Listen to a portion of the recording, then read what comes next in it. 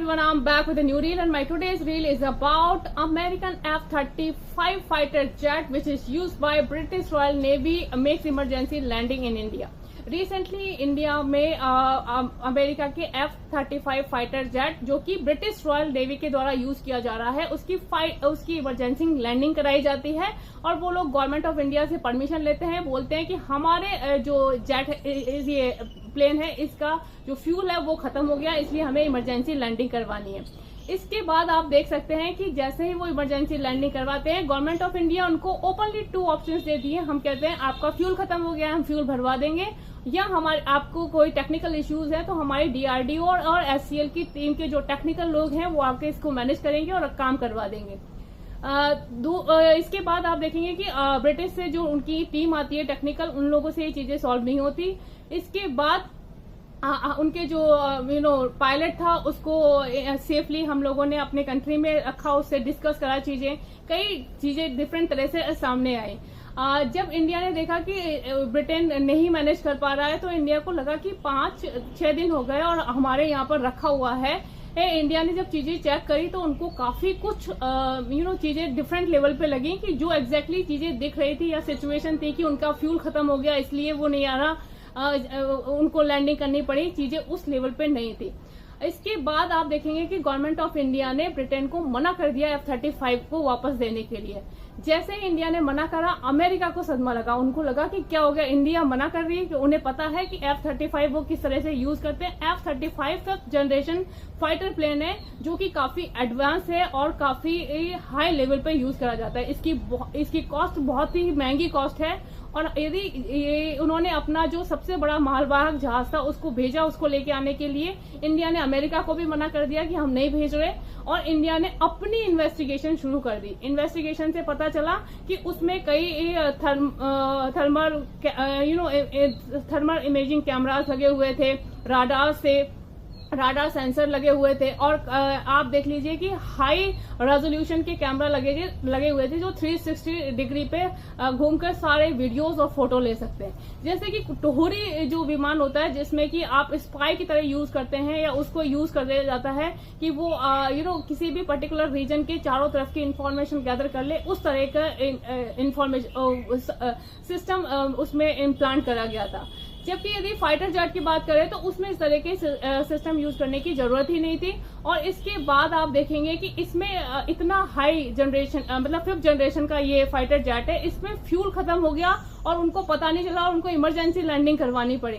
कितनी बचकानी सी बात है, क्योंकि आज के टाइम में यदि आपकी गाड़ी का पेट्रोल भी खत्म हो जाता है तो आपको इंडिकेटर से पता चल जाता है कि इसका फ्यूल खत्म होने वाला है। इस सिचुएशन में आज की जनरेशन 5th जनरेशन की चीजें उसमें उनको ये नहीं पता चल रहा है कि इसका फ्यूल खत्म होने वाला है। तो काफी चीजें इंडियन गवर्नमेंट को काफी सस्पिशियस लगी और डेफिनेटली उन्होंने F-35 को ब्रिटेन और अमेरिका दोनों को मना कर दिया। अब दोनों कंट्री बौखलाए हुए हैं क्योंकि maybe there must be reason for the spying India, क्योंकि अमेरिका जिस तरह से काम कर रहा है, जिस तरह से अमेरिका के इंटेंशंस रहे हैं, जिस तरह से अमेरिका इंडिया को जिस लेवल पे आज देख रहा है, डेफिनेटली वो कुछ भी कर सकते हैं। So if things come on an international level और डिप्लोमेटिक लेवल, हम किसी पे भी ट्रस्ट नहीं कर सकते 100%। और डेफिनेटली इंडिया इस लेवल पे जो स्टैंड ले रहा है, आप देखिए कितना स्ट्रांगली उन्होंने स्टेप लिए हैं, उन्होंने चीजों को किस तरह से एनालाइज करा है। और यदि चीजें इस तरह से हैं, यदि स्पाइंग है इसमें या अमेरिका अपने लेवल पे कुछ स्पाइंग करवा रहा है इंडिया में, तो ये चीजें बहुत ही डिफरेंट लेवल पे जा सकती है। क्योंककि जो पायलट है जिसके साथ डिस्कस करा गया है तो काफी चीजें जो बोली गई थी एग्जैक्टली चीजें उस लेवल पे नहीं थी। काफी चीजों में उनके जो रेस्पॉन्स थे उनसे काफी चीजें क्लियर हुई हैं। सो इट सीम्स की things were not as they were pretended, क्योंकि जैसे दिखाया गया था कि फ्यूल खत्म हो गया इसलिए उनको इमरजेंसी लैंडिंग करानी पड़ी, ऐसा कुछ नहीं था। हम सभी जानते हैं अमेरिका के इंटेंशन, जिस तरह से अमेरिका हर जगह अपने आप को इन्वॉल्व करके अपने आप की सुप्रीमेसी बढ़ाने के लिए किस लेवल तक जा रहा है वो हम सब देख ही रहे हैं। तो यदि हम देखें कि किस तरह से इंडिया अब इंटरनेशनल लेवल पर स्ट्रांगली स्टेप ले रहा है, अपनी इंटरनल सिक्योरिटी को जिस तरह से प्रायोरिटाइज कर रहा है, डेफिनेटली ये चीजें इंडिया को एक बहुत ही डिफरेंट लेवल पे ले जा सकती हैं। एंड डेफिनेटली हमारी गवर्नमेंट जो काम कर रही है वो बहुत ही हाई लेवल पे कर रही है। आप सोचिए कि हम किस तरह से चीजों को एनालाइज कर रहे हैं किस तरह से हम सारे अपने इश्यूज को इंटरनेशनल लेवल पे ले जाके किस तरह से उनको एग्जिजरेट कर रहे हैं और उनके लिए स्टेप ले रहे हैं. So things are very clear from Indian side. We will not tolerate anyone who gonna to make our situation complicated. Because definitely जो हमारे फ्रेंड हैं जो हमको सपोर्ट करते हैं हम उनको सपोर्ट करते हैं, बट इसका मतलब ये नहीं है कि जो लोग हमारे को स्पाई करें या हमारी इंफॉर्मेशन को लीक करें या अमेरिका को डर है कि F-35 में जो उसका कॉकपिट है उसमें भी काफी इंफॉर्मेशन हो सकती हैं जो कि यूज की जा सकती है इंडिया के द्वारा. तो वो जिस तरह से बौखला के वो इसको वापस लेना चाहता है, चीजें बिल्कुल क्लियर है. वी अंडरस्टैंड कि किस लेवल पर अमेरिका काम कर रहा है, किस तरह से करता रहा है, क्योंकि अमेरिका बहुत ही डबल स्टैंडर्ड पे खेलता रहा है. अमेरिका का रोल ही है कि वो चीजें दिखाता या प्रिटेंड कुछ करता है, बट रियल में अमेरिका के इंटेंशंस बहुत डिफरेंट है.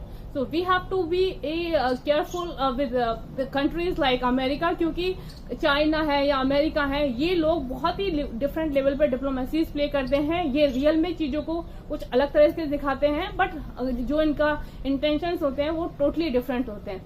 सो it's really smart game from Indian side too, क्योंकि हम चीजों को लाइटली नहीं ले रहे. अब हम चीजों को एनालाइज कर रहे हैं, उनको समझ रहे हैं और बेसिक लेवल पे जाके डिसीजंस ले रहे हैं. That really important for the country at the moment. So what you guys think about it? Suggest me your thought. Bye bye. Have a nice time.